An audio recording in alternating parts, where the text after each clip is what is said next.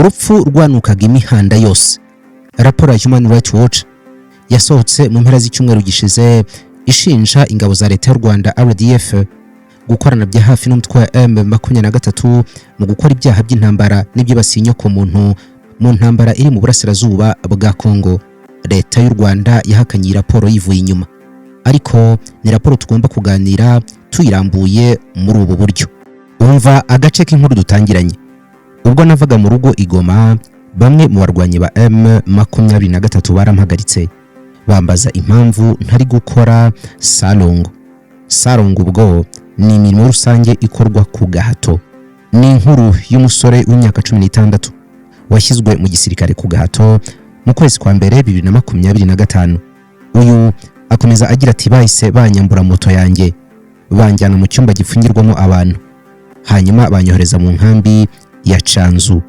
Human Rights Watch yaganiriye n'abantu 48 nk'uko bivuga bafatiwe mu bice bitandukanye byo mu mujyi wa Goma, ngo basobanura ibikorwa bikomeye cyane byo guhiga no gukusanya abaturage ku ngufu byakorwaga n'abarwanyi ba M23. Abahoze bafunze 34 baganirijwe bavuze yuko babanje kujyanwa muri Stade de l'Unité iri hafi y'ikibuga mpuzamahanga cy'indege cya Goma. Muri abo ngabo harimo bamwe bari barakuwe Igoma. Ibi byabaye hagati y'ukwezi kwa mbere n'ukwezi kwa munani 2025. Mu buhamya bwabo basobanura yuko ngo bari bafunganwe n'abandi bantu ariko badashobora kubona imiryango yabo. Babambuye telefone, babambura amakarita y'itora, ubundi batangira gukubitwa, bakabwirwa yuko bagomba gutanga umusanzu mu kubohora igihugu cyabo.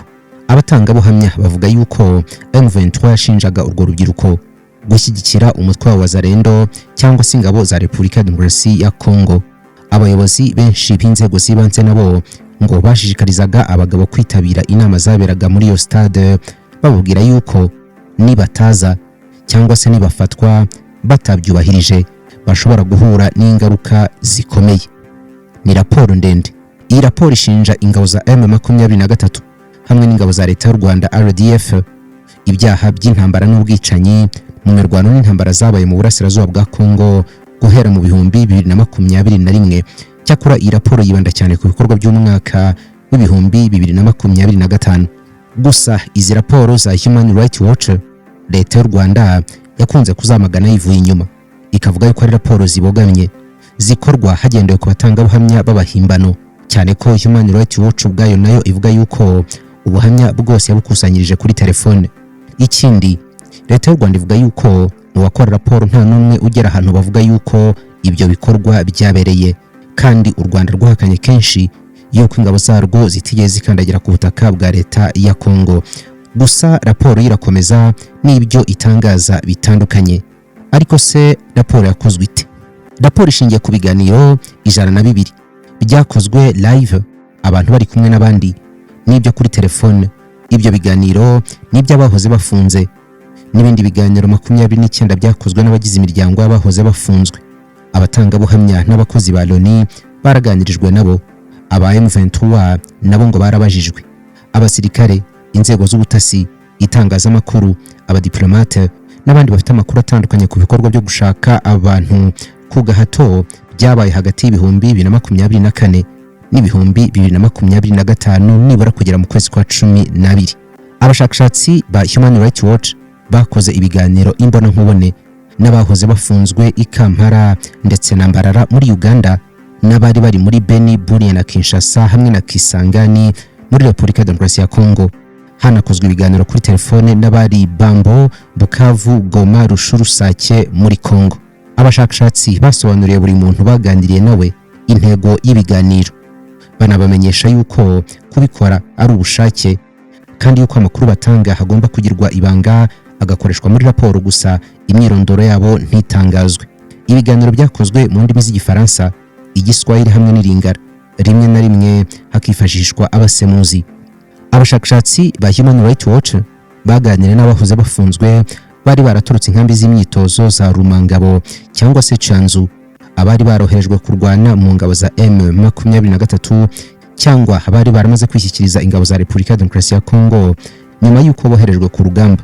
Mu rwego rwo gukora ubushakashatsi, ingabo za leta ya Kongo zemereye Human Rights Watch kuganira n'umubare runaka b'abahoze bafunzwe bari barishyikirije izo ngabo. Ibyo biganiro byabereye ahantu habiri hatandukanye kandi byakorewe ahantu hihariye kugira ngo ubwisanzure bw'abatanga amakuru bwubahirizwe.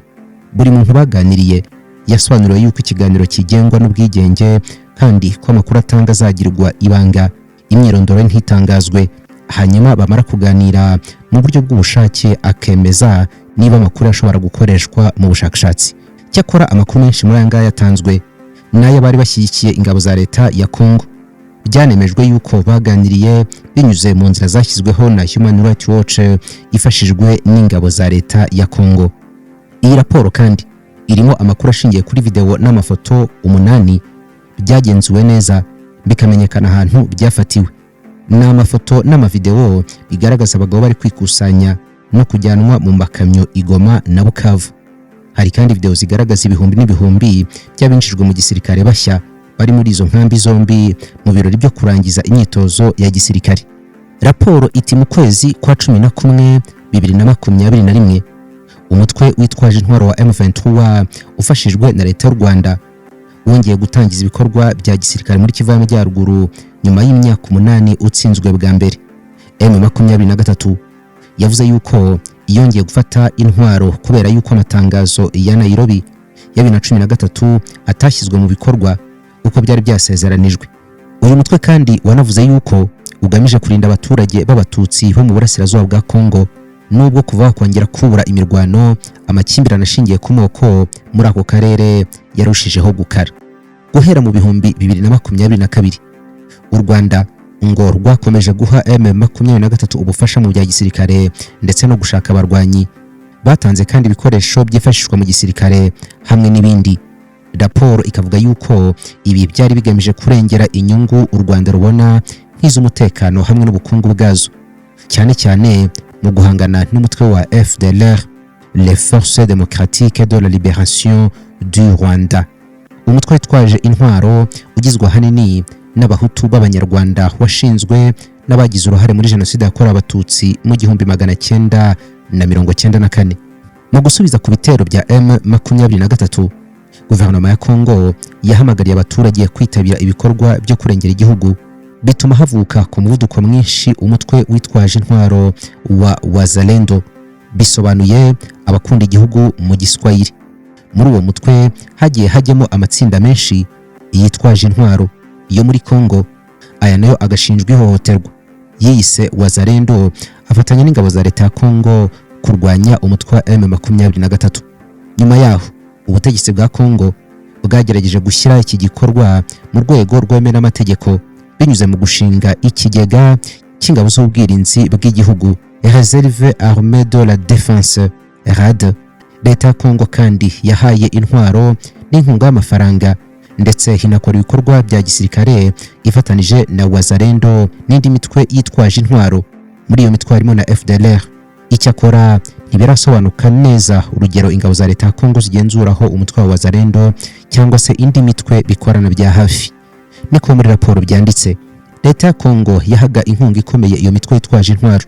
Nyamara muri iyo mitwe hari harimo n'iyari yobowe n'abantu bashinjwa ibyaha birimo n'ibyihohotera, bakoze ibyaha bikomeye mu bihe bitandukanye, byatumye habaho ibindi byaha bikomeye byibasiye uburenganzira bwa muntu, ndetse banarushijeho gukaza ibijyanye n'ubuhunzi hamwe n'ibyaha by'intambara byabereye mu burasirazuba bwa Congo. Ibi kandi byatumye haba itandukaniro rikomeye cyane hagati y'abasivili n'abarwanyi, umutekano urushaho kuzamba. Mu giturage hatangiye gukwirakwira impuzankano za gisirikare hamwe n'intwaro. Byatanzwe ku bwinshi hatabayeho igenzura rihagije, nta mahugurwa yabayeho cyangwa se uburyo bwo kugenzura niba ababihabwa babikwiriye cyangwa nta bibazo byo mutwe bafite. Raporo ivuga yuko mu gihe ingabo za leta y'u Rwanda na M23 zakomezaga kwigarurira ibice byinshi mu burasirazuba bwa Congo byagenzurwaga n'ubutegetsi. Mu nkengero za Goma cyane cyane mu 2024 abantu barenga igice cya miliyoni bahungiye mu nkambi z'abantu bakuwe mu byabo zubatswe hafi y'umujyi wa Goma. Ibi bintu byatumye umubare w'abavuye mu byabo muri Kivu y'Amajyaruguru ugera hafi kuri miliyoni 2.4. Izi ngabo zakoresheje imbunda ziremereye mu bitero byarasaga mu buryo budatoranya ahantu hari abaturage benshi, ibintu bigaragaza yuko ngo hashobora kuba hararenzwe ku mategeko mpuzamahanga agenga intambara. Ku rundi ruhande ingabo za leta ya Kongo nabo bakorana bya hafi nabo ngo bakoze ihohotera rikomeye cyane ririmo kwica abantu by'umwihariko abasivili, gufata ku ngufu abagore ndetse n'abakobwa, gufunga abantu mu buryo butemewe n'amategeko ndetse no kubambura ibyabo, cyane cyane mu nkambi z'abimuwe zishyikije umujyi wa Goma. Imihati yo kugera ku masezerano y'amahoro hagati y'impande zombi yaradindijwe cyane, maze mu mpera z'ibihumbi 2024 abagera kuri miliyoni 7.8 bari baramaze kuva mu byabo, hafi kimwe cya kabiri cyabo bakaba barabana. Mu mpera z'ibihumbi 2024 M23 yewe na Bertrand Bisimwa hamwe n'ihuriro ryayo rya politiki rya AFC Alliance Fleuve Congo ryawe na Corneille Nangaa Yobelio bari bamaze kwagura ububasha bwabo mu bice byinshi byo muri Rushuru, Nyiragongo no mu bice binini bya Masisi, harimo n'uturere tw'ingenzi dukungaye cyane ku mabuye y'agaciro. Ibi byabaye mu gihe hakomeje kuvugwa amakuru menshi y'ihohoterwa rikomeye cyane n'uburenganzira bwa muntu n'iyicarubozo rinyuranyije n'amategeko mpuzamahanga ubundi agenga intambara. Ku ya 23 y'ukwezi kwa mbere 2025 M23 n'ingabo z'u Rwanda nk'uko byanditse muri raporo ngo bagabye igitero kinini cyane mu mujyi wa Sake. Ni umujyi ufite akamaro gakomeye mu rwego rwa gisirikare kandi uherereye mu burengerazuba bwa Goma. Muri icyo gitero batsinze ingabo za leta ya Kongo zari zifashijwe na Wazalendo n'ingabo z'umuryango w'abibumbye zishinzwe kugarura amahoro muri Repubulika ya Demokarasi ya Kongo MONUSCO. Hari harimo kandi ingabo z'umuryango w'ubukungu n'iterambere ry'ibihugu bya Afurika y'Amajyepfo SEMIDRC, harimo ingabo z'u Burundi ndetse n'abakora ibikorwa bya gisirikare ku masezerano yihariye. Abo ni abacanshuro. Muri raporo handitsemo yuko bari kumwe n'ingabo z'u Rwanda ngo binjiye mu mujyi wa Goma, bituma habaho imirwano ikaze n'iraswa rikomeye ry'imbunda ziremereye. Ibi byahitanye abaturage benshi b'abasivili, bituma ibindi bihumbi by'abaturage bihungira mu birindiro bya Loni kugira ngo barebe ko barokokerayo. Abarwanyi benshi ba Wazalendo, abapolisi, abakozi ba leta n'abasirikare ba Kongo ntabwo babashije guhunga mbere y'uko umujyi ufatwa. Abo benshi bafashwe mateko. Mu ntangiriro z'ukwezi kwa kabiri 2025 M23 yakomeje urugamba yinjira muri Kivu y'Amajyepfo, maze nyuma y'iminsi mike ifata umujyi wa Bukavu nta mirwano ikomeye ihabereye cyangwa ngo ihangane n'igisirikare cya leta. Raporo ivuga yuko AFC M23 yatangiye gushimangira ubutegetsi bwayo muri Goma na Bukavu, ishyiraho abayobozi bashya mu nzego z'ubutegetsi ndetse isimbuza abakozi ba leta n'abayobozi gakondo banze gukorana nayo. Yanashyizeho imisoro mishya, harimo no gusoresha ibikorwa by'ubucuruzi bw'amabuye y'agaciro, inasahura ububiko bw'amabuye y'agaciro mu bice bitandukanye. AFC M23 kandi yakuye ku ngufu abantu ibihumbi byinshi, birashoboka yuko ari ibihumbi bigera muri za 40 mu nkambi z'abimuwe zari zikikije umujyi wa Goma. Abo bantu bari barahungiye muri izo nkambi bahunga intambara n'ibitero bya AFC M23. Uyu mutwe wategetse yuko izo nkambi zisenywa, uha abazituyemo amasaha 72 gusa yo kuba bamaze kuzisohokamo. Ku ya 27 Kamena 2025 Repubulika ya Demokarasi ya Kongo hamwe n'u Rwanda nk'uko byanditse muri raporo bashyize umukono ku masezerano y'ibanze y'amahoro. Nyuma yaho ku ya 19 Nyakanga leta ya Kongo na M23 nabo basinye itangazo ry'amahame agenderwaho, Declaration of Principles. Aya masezerano yasezeranyaga gukuraho FDLR, guhagarika uruhare rw'ingabo z'amahanga mu ntambara no guhagarika inkunga ihabwa imitwe yitwaje intwaro itari ya leta. Nubwo aya masezerano yari yarashyizweho umukono, imirwano yarakomeje. Ingabo z'u Rwanda byanditse muri raporo hamwe na M23 ngo bakomeje guhangana n'ingabo za Kongo, abarwanyi ba Wazalendo ndetse na FDLR mu bice bitandukanye bya Kivu y'Amajyaruguru n'Iyepfo baguma kurwaniramo. Nyuma yo gusinya amasezerano, M23 yagabye ibitero bikomeye cyane mu bice bya Bwito, Binza byo muri sheferi ya Buisha, aha FDLR yari imaze igihe ifite ibikorwa bikomeye. Human Rights Watch n'umuryango w'abibumbye banditse batangaza yuko muri Nyakanga 2025 habaye ubwicanyi bwahitanye abasivili barenga 140, ahanini abishwe n'ab'ubwoko bw'abahutu barimo abagore hamwe n'abana. Mu Kuboza 2025 impande zombi zashyize umukono ku masezerano ya nyuma y'amahoro. Icyakora nyuma y'igihe gitoya aya masezerano asinywe, ingabo z'u Rwanda na M23 zongeye kugaba ibitero bikomeye muri Kivu y'Epfo, nuko zifata umujyi wa Uvira, umujyi wa kabiri mu bunini muri iyo ntara, biba ku itariki ya 10 y'ukwezi kwa 12 2025 nyuma y'igitutu gikomeye cya diplomasi cyashyizwe kuri M23 n'abayishyigikiye.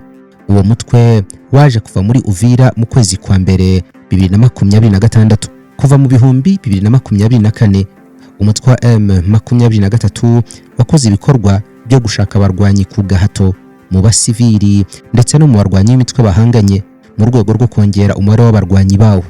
Muri raporo handitsemo yuko mu bihumbi 2025 nyuma yo kwigarurira ibice binini by'ubutaka n'imijyi y'ingenzi yo mu burasirazuba bwa Kongo, M23 yarushijeho gukaza ibyo bikorwa, itegura ubukangurambaga bukomeye bwo gushaka abarwanyi mu bice igenzura. Abasirikare ba leta ya Kongo ibihumbi n'ibihumbi, abarwanyi ba Wazalendo, abapolisi n'abasivili binjijwe muri ibyo bikorwa, bamwe babyemeye ku bushake bwabo, ariko raporo ivuga yuko abenshi ngo binjiyemo ku gahato. Ibikorwa byo gufata abantu mu buryo bwa rusange no kubakusanya byatangiye ako kanya nyuma y'uko Goma imaze gufatwa. Nubwo M23 ari yakoze ibice binini cyane muri iryo fatwa ry'abantu, bamwe mu binjijwe muri iyi gahunda bavuga yuko babonye abasirikare b'u Rwanda barabigizemo uruhare i Goma na Bukavu.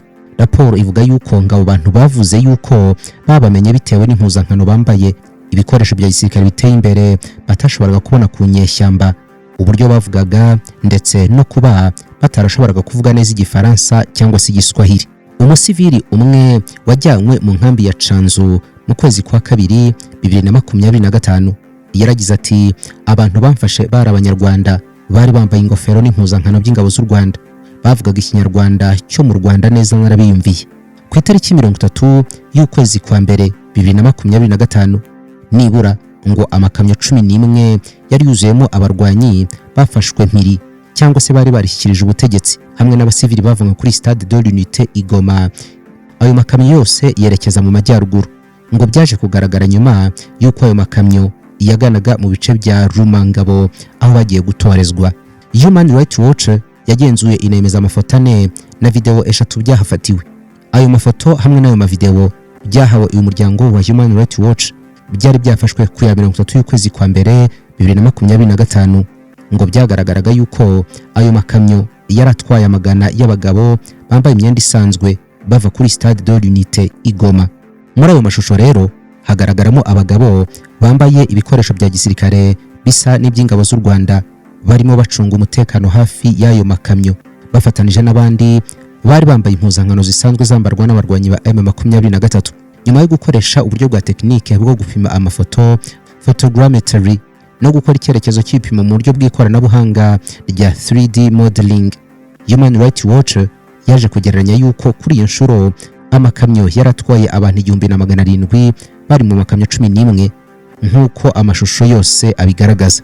Muri urwo rwego rwo kongera umubare w'abarwanyi ba M23, ingabo z'u Rwanda nk'uko byanditse ngo bafunze abantu ibihumbi byinshi barimo abasivili, abapolisi, abakozi ba leta, abasirikare ba FARDC hamwe n'abarwanyi ba Wazalendo mu bihumbi 2025 umwaka wose. Human Rights Watch yanditse inakusanya amakuru ku ifatwa ry'abantu, ishimutwa ryabo, bagahatirwa kujya mu gisirikare binyuze ku bayobozi b'inzego z'ibanze, hamwe n'ibikorwa byo guhiga no gukusanya abaturage ku bwinshi byaberaga mu mujyi wa Goma, Sake, Minova, Bukavu, mu turere twa Rushuru, Nyiragongo na Masisi hamwe n'ibice bikikije utwo turere. Abarwanyi ba M23 ngo bashyiraga igico cyangwa bariyeri ku mihanda, bagafatira abantu ku bitaro, mu nsengero no mu mashuri, cyangwa bakabahamagaza mu nama za nyirarureshwa n'ibinyoma hakoreshejwe indangururamajwi. Mbere yo kubatwara mu makamyo ngo banzaga kubashyira ahantu runaka mu nama, ubundi bakaburiza amakamyo bakajyanwa mu myitozo. Mu byumweru bya mbere nyuma yo gufata Goma na Bukavu n'ibice byikije iyo mijyi mu kwezi kwa mbere no mu kwa kabiri umwaka ushize, abayobozi ba M23 ngo bakoze inama nyinshi n'abaturage, banategura ibikorwa byo kujya mu nzu ku yindi bagamije gushishikariza abaturage gushyigikira ibikorwa bya M23. Raporo ni ndende cyane, turayicamo ibice. Akana gace ka mbere kavuga ku bikorwa bya M23 ishinjwa muri iyi raporo. Sibo gusa, hanashinjwa ingabo z'u Rwanda RDF. Cyakora leta y'u Rwanda yamaganye kenshi izi raporo ivuga yuko ari amateshwa, ko zikorwa mu buryo buhengamye, kandi yuko zose zikorwa nta mukozi wa Human Rights Watch wagiye ahantu ibikorwa byabereye. U Rwanda rwavuze yuko rutakandagije ingabo zarwo ku butaka bwa leta ya Kongo uretse gusa gushyiraho ingamba zarwo z'ubwirinzi. Turabashimiye cyane. Mu kanya gato turabagezaho ikindi gice cy'iyi raporo ya Human Rights Watch. Iyi raporo bayise urupfu rwari ahantu hose cyangwa se urupfu rwanukaga imihanda yose. Imboni TV, imboni ya rubanda.